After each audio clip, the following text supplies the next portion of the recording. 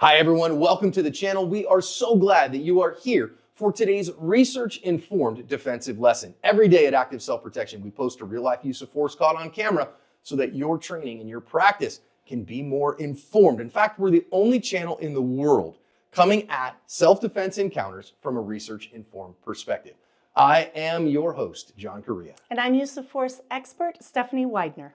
Mr. Target is the sponsor of today's video. If you're looking for excellently engineered steel targets that will withstand thousands and thousands of pistol, rifle, or shotgun rounds, Mr. Target is my go-to resource. They've got self-sealing rubber targets too, and you can see us use them all the time on the Active Self-Protection Extra YouTube channel. Hit the link in the description to check Mr. Target out and be sure to thank them for sponsoring today's video. Guy on the right standing there with his wife, ex-cop, and you're gonna see these guys come around the corner. They got clearly a personal beef. We have audio, let's listen in.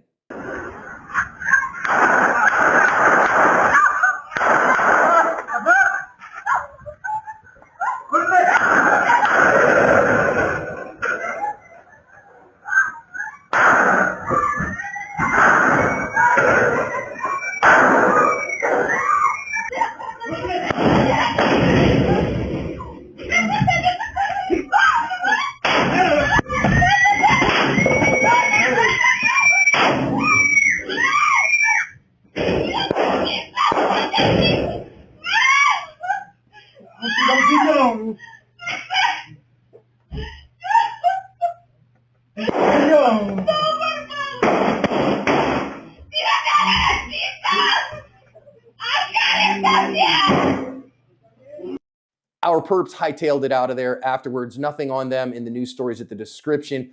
I've linked them in the description. Unfortunately, our defender here paid with his life. He did not make it through this. Thankfully, his wife and his children ended up unharmed in this, but again, he didn't make it.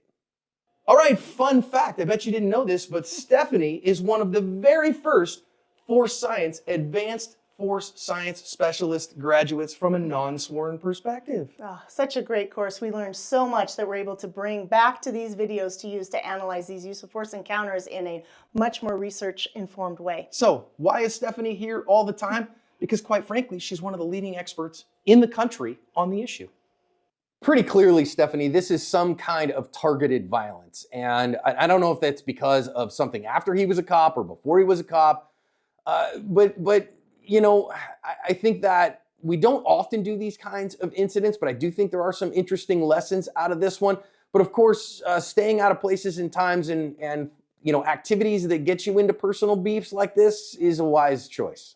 Yeah, I mean, for a law enforcement officer, he could have just arrested, you know, the wrong guy and had him out for him from that point on. But for the rest of us, avoiding a life that puts us in these types of positions, staying away from drugs, staying away from things like that, we'll generally avoid this type of targeted violence.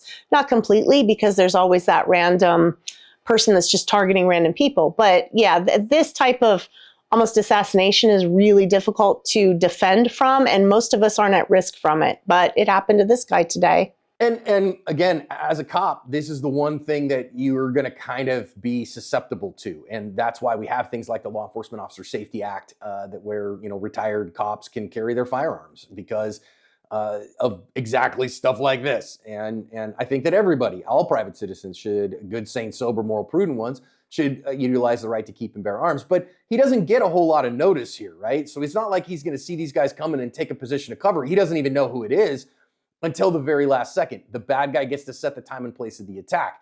But I do note here, and I note it approvingly, that literally as soon as he does see what's coming and the first shot breaks, he's moving. He doesn't just stand there in awe. He starts to take steps for defense. His wife does too.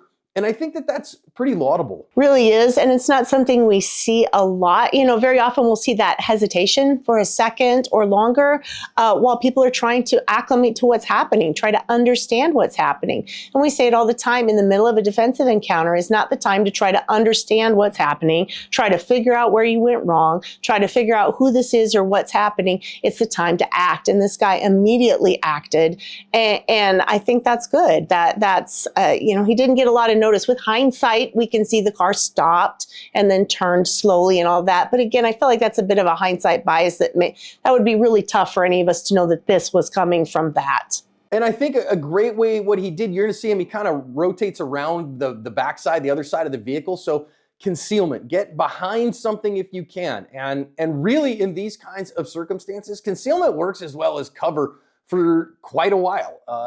Very few people will shoot through stuff they can't see through. It's just the reality of things, what we see on the channel all the time. So getting behind even concealment, of course, cover is better, right? Cover stops bullets. And so that provides you more protection. But even concealment is better than nothing. And then continuing to think, what's important now? What do I need to be doing now? Now, I don't think this guy's carrying a gun right now, so I don't think he can get a gun out and get after this guy. So he's going to have to do something else. So he heads into the house. Maybe he's got a gun in there, or at least he can get, the door locked, but he's not going to be able to get the door locked. And so things are going to get really crazy. Now, I really also want to note here, Steph, that as he first comes into the house, he is injured. We can see here he has been shot. He's probably already mortally injured, but I really think it's worth us saying that that doesn't matter. He's still alive. He's still conscious and breathing.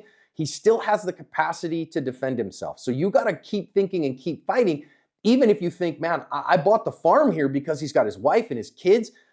And he might make it, and so you got to just keep fighting even if you're injured. Yeah, and unfortunately in this case, the outcome was what the outcome was, and he didn't make it. However, there's a lot of cases where people and law enforcement are injured horrifically, and they fight through it and survive. So at this point, he doesn't know which that is. He just knows he's in the middle of the fight right now, and he continues to fight. And I think that's laudable, and I think it's important for us all to remember. Again, in this case, it's a bit irrelevant, but pistol wounds are generally fairly survivable if you're in a major metropolitan. So don't give up until you're forced to give up. And he's got a lot of fight in him, and I love to see that. I wish the outcome had been better for him, but yeah, he's still in the fight here.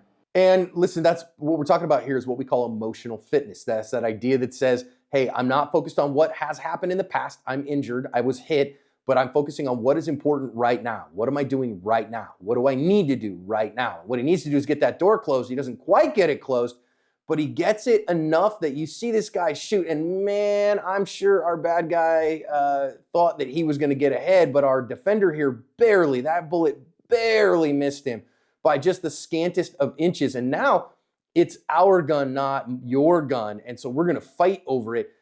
And sometimes these split seconds are the difference between winning and losing. Yeah, and especially with your family on the line here, you can see in his every action that that's what it is. He's working to end this threat and to protect his family simultaneously. But in the middle of the fight, if you're starting to think about the future, the what ifs, or the past, what has already happened, that takes up valuable resources that you could be using to defend yourself in that moment. And I don't see evidence of that in him. And I think that's something that we all need to think through, so that we stay very present in the moment and not in the future or the past in a defensive encounter. I think a lot of people think that their gunfight is going to be like John Wick or Jack Reacher or something like that, and they're going to be the Kung Fu BA on this. But this is a lot more reality when we see crazy stuff like this. It's kind of slapdash and split seconds and big crazy movements that aren't very Kung Fu. Now, he does end up smacking the gun away from this guy and then grabs it. I want to note a couple things here. Number one, if you look down there at the bottom, sure looks to me like that gun lost its magazine on the way to the ground. So our defender picking it up, it's a one-shot wonder at best. But also, Steph, I just got to ask, why is he going out there? I know in his prior life as a law enforcement officer, chasing bad guys is what he does. But now as a non-cop, I think it would have been far better to stay inside and consolidate the dominance in the space. I totally agree. And yet, talking with a lot of law enforcement officers that have retired, that's one thing they say is a real challenge to them, that change in mission, the change in roles, because it would have absolutely been his mission in a previous life to go out and pursue. And right now he's a private defender, and tactically the smarter thing would be to stay inside. What I do like though, and I suspect there has been talk and education and training on this previously, we see the family continuing to scatter and get out of his way. The wife and the children are all disappearing from this encounter. So I think that's a real bonus because he doesn't have to worry about them. He just has to worry about the fight. And if you don't have a spouse or a partner or children that can help with a defensive situation, you need to be giving them that type of information. Get away from me. Let me handle this. It's more difficult for me to worry about you and handle the threat. I need you away from me. I really love that advice. Thank you for giving it, Stephanie. That, hey, teach your family, get down, get away from me. Don't come to my aid, get away from me, because I'm the source of where all of the bullets are coming from and heading to. So get away from me. Finally, of course, we would be remiss if we did not talk about spiritual fitness here, that you want to make sure that you've lived a good, sane, sober, moral, prudent life, even if that puts you at risk from really professional bad guys like this. You want to make sure you've made a difference in your world because you never know when your last opportunity will be. You also want to make sure that you've said everything you need to say to your loved ones, that they know that you love them, that you've solved every conflict that you can, that you have done what you can to that they know that they matter to you, and that you and Jesus have a strong relationship, because you may not know the day that you end up needing that. Now, in this case here, you can see this looks like a practicing Catholic family to me. They've got a picture of the Virgin Mary up in their house. So my hope is that he was, really in a close relationship with God. Can't tell you enough that that's what we need to be as people as well, because we never know when that last day is, or we might not get advance notice of that, and it's an important part of covering our asp.